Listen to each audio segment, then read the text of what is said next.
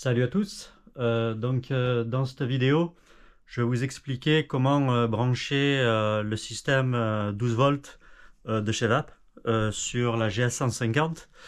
Il y a beaucoup de questions qui se posent souvent à ce sujet, mais comment faire brancher tout ça et faire marcher tout ça avec le faisceau d'origine. En fait, en ayant étudié un petit peu tout ça de plus proche, c'est vraiment, mais vraiment pas compliqué du tout. C'est simplement que les gens mettent ça beaucoup plus compliqué que ce que c'est en réalité.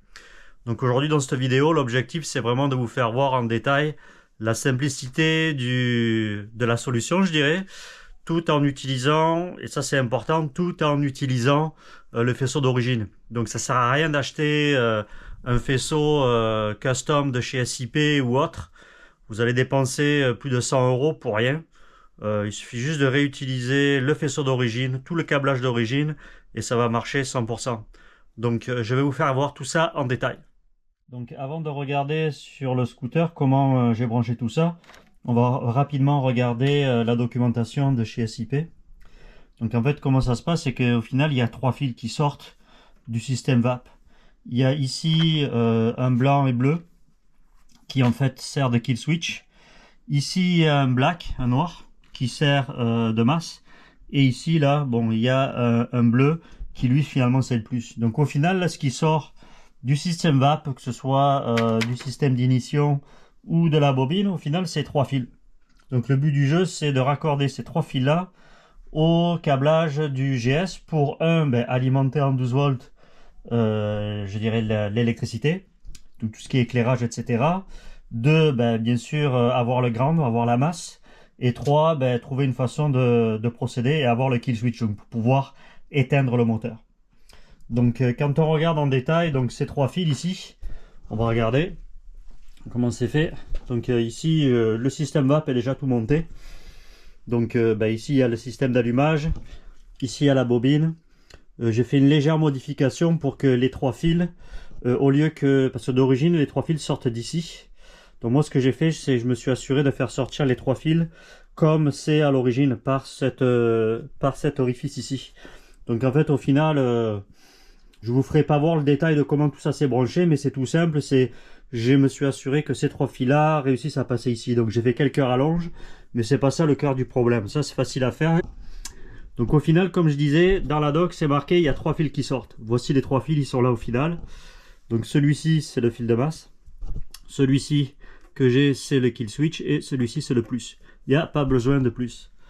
Ensuite ici il y a le connecteur d'origine du GS qui vient se relier à l'ensemble du faisceau d'origine.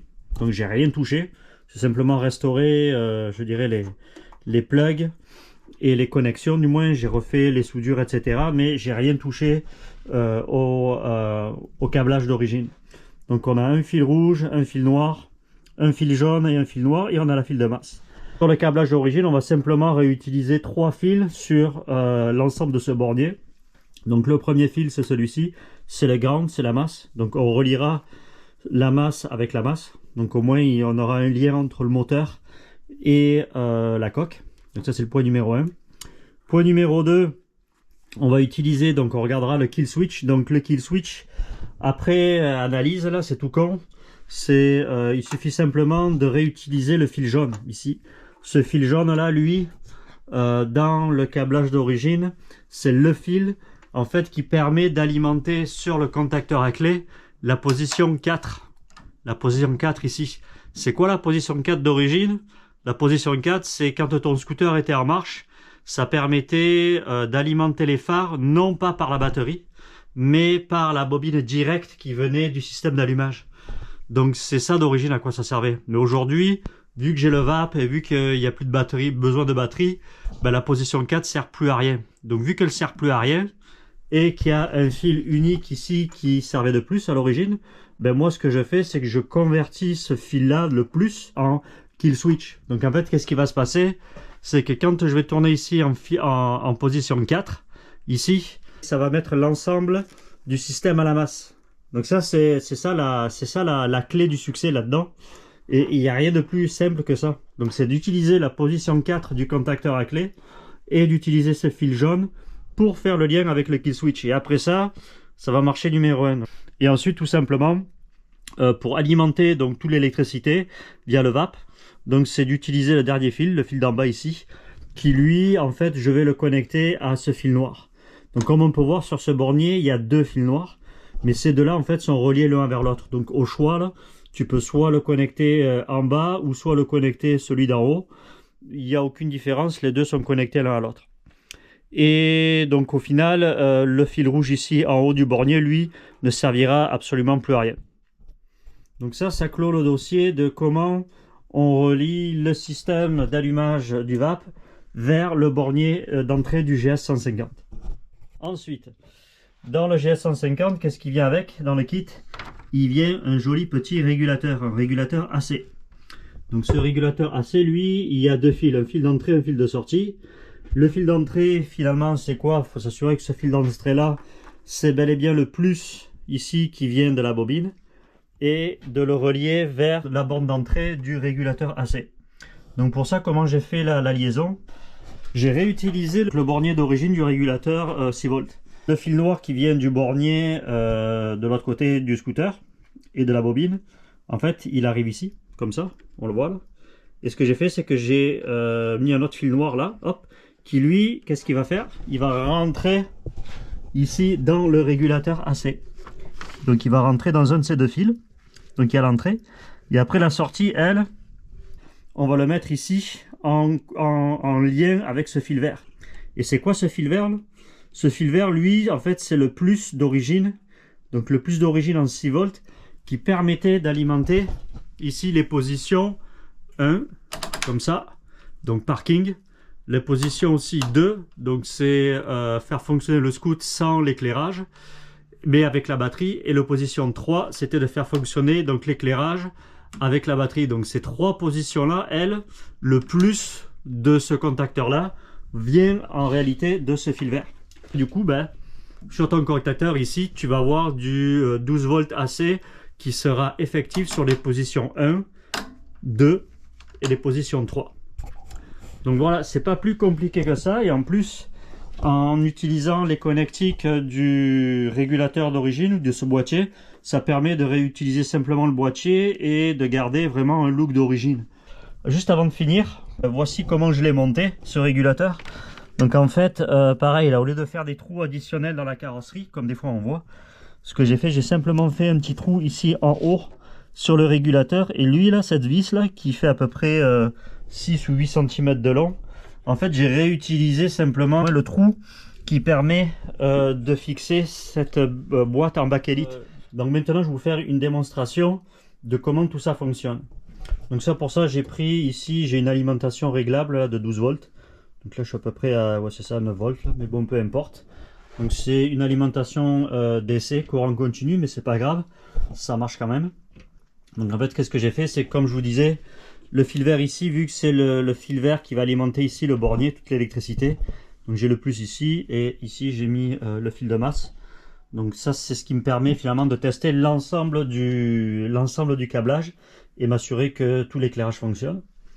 Donc quand je suis ici en position 0, ben, bien sûr rien ne s'éclaire. C'est normal, c'est la position 0 du contacteur. Donc il sert à rien. Donc là je peux enlever la clé, comme ça, et je peux la remettre. Donc en position 1, c'est la position, on appelle ça de parking. Donc en fait c'est simplement les 2 veilleuses qui fonctionnent, comme ça. Et aussi à l'arrière.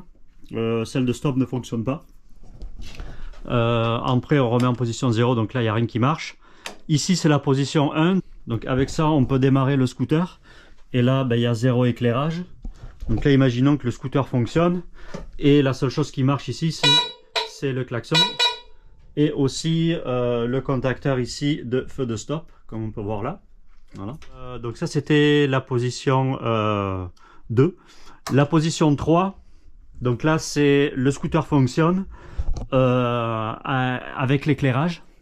Donc là ben, il y a la veilleuse ici. Pareil ici aussi on voit la veilleuse, et j'ai bien sûr aussi le contacteur de feu de stop qui fonctionne. Et j'ai aussi les feux de croisement et les phares. Donc là avec le contacteur sur le guidon, je suis capable de passer de code à phare. Bien sûr dans cette position, j'ai aussi le klaxon qui fonctionne. Donc là, ça clôt le dossier de comment être capable de démarrer le scooter et aussi de faire fonctionner avec l'électricité. Donc pour la dernière position, je vais vous faire voir comment la mise à la masse fonctionne. Donc ce que je fais, c'est que je mets ici, bien sûr, en position 4, comme ça. Et ici, c'est de s'assurer que ce fil jaune là soit bel et bien en contact avec la masse. Donc je vais vous faire voir avec un voltmètre. Donc si ça fait bip, ça veut dire qu'il y a bel et bien une mise à la masse. Donc je mets en contact le fil jaune avec la masse. Et ça marche. Et on peut regarder si, mettons, je mets dans la position 3. Comme ça, position 3. Ici, en principe, il devrait y avoir zéro mise en contact, zéro masse. Comme on peut voir, il n'y a rien. Idem pour la position 2. Voilà. Une position 2 pour vous faire voir. Il n'y a toujours rien. Position 0, pareil. Voilà. Il n'y a aucun contact. Parfait, aucune continuité du moins. Et position 1, non plus. Tac. Et quand je reviens ici au niveau 4, là il va y avoir une mise à la masse. Et voilà. Et voici pour finir une vue du contacteur à clé avec tout le câblage sur lequel je fais aucune modification. Voilà. Donc c'est vraiment tout pour cette vidéo. Comme je vous disais, c'est vraiment mais vraiment pas compliqué. Vous avez juste à opérer comme je viens de vous dire et ça va marcher numéro 1. Vous gardez votre faisceau d'origine, vous branchez votre vape, position numéro 4 grâce au fil jaune sur le bordier pour s'en servir de kill switch et c'est tout. Voilà, salut à tous!